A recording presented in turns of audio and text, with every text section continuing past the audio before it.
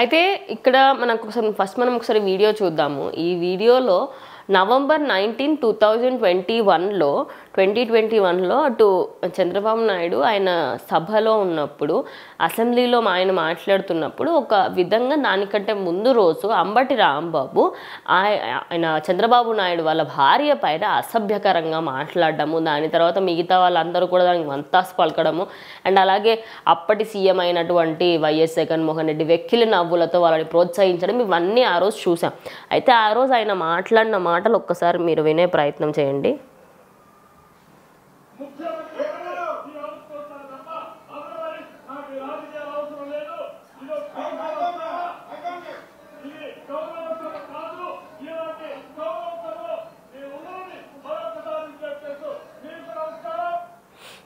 So విన్నారు కదా, ఇది గౌరవ సభ కాదు కౌరవ సభ.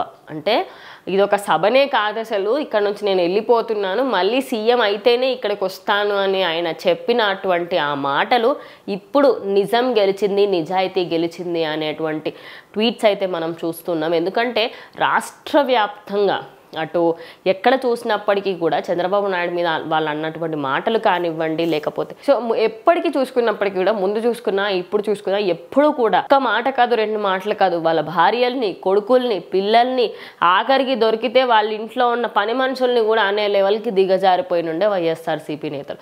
అంటే ఒక్కరిద్దరిని అంటే సరిపోదు, ఇప్పుడు అటు వైఎస్ఆర్సీపీకి సంబంధించిన ప్రతి ఒక్క నేత ఒక్కొక్కరిపైన ఒక్కొక్కరికి, అంటే ఈ మనిషిని నువ్వు అనుకో, ఈ మనిషిని నువ్వు అనుకో అని జగన్ పంపించిండేమో అన్నట్టుగా అంటుండే. ఇటు చంద్రబాబు నాయుడు నొక్కని అంటుండే, ఇటు పవన్ కళ్యాణ్ నొక్కడు అంటుండే. అట్లా చెప్పుకుంటూ పోతే ప్రతి ఒక్కరూ ఇంకొక పార్టీకి సంబంధించిన నేతల్ని అపోజిషన్ చేయడం కామన్. బట్ మాటలు ఎంత దిగజారిపోయి మాట్లాడేవాళ్ళంటే అంత దిగజారిపోయి మాట్లాడేవాళ్ళు.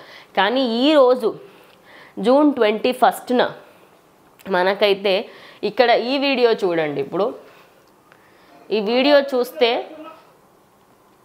మనకి క్లియర్గా అర్థమైపోతుంది. ఇటు ఆయన వ్యాన్ ఏదైతే ఉందో, ఆయన కారులో ఆయన దిగి ఆయన బయటకు వచ్చినప్పుడు ఆయన నిజంగానే ఆయన చెప్పిన మాట పైన నిలబడ్డారు. వచ్చిన తర్వాత లోపలికి వచ్చిన తర్వాత ఆయన వెళ్ళి పవన్ కళ్యాణ్ని హగ్ చేసుకున్న విజువల్స్ కూడా, అండ్ దాని తర్వాత ప్లకార్డులు పట్టుకొని, ఫ్లెక్సీస్ పట్టుకొని టీడీపీ నేతలు అందరూ కూడా దానికి సంబంధించిన కంగ్రాచులేషన్స్ చెప్పడం, ఇదంతా అంటే నేను సీఎం అయితేనే మళ్ళీ అసెంబ్లీలో అడుగు పెడతాననేంత ధీమాగా చెప్పారు. అంటే ఖచ్చితంగా ఆయనకు తెలుసు, జనాలకి అర్థమైపోయింది, నీ పతనం అప్పటి నుంచే మొదలైంది.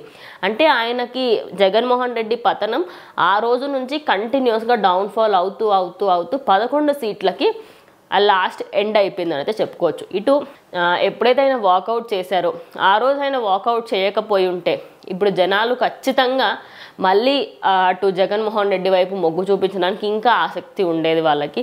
కానీ ఆయన అప్పుడు వాకౌట్ చేసినందుకు, అంటే పర్సనల్ లైఫ్ని ఎందుకు పొలిటికల్లోకి తీసుకొస్తున్నారు, వీటన్నిటి పాయింట్స్లలో ఆయన మాట్లాడడం వల్ల ఆయనకు బయటకు వెళ్ళారు. అంటే చంద్రబాబు నాయుడుకి ఇంత అవమానం జరిగిందా అని చెప్పేసి ప్రజలు కూడా ఇటు చంద్రబాబు నాయుడుకి సపోర్ట్ చేసి 164 సీట్లు అయితే ఇవ్వడం జరిగింది. మొత్తంగా ఇది ఇవాళటి వీడియో. ఇది ఇంకో వీడియోతో మళ్ళీ కలుస్తాం.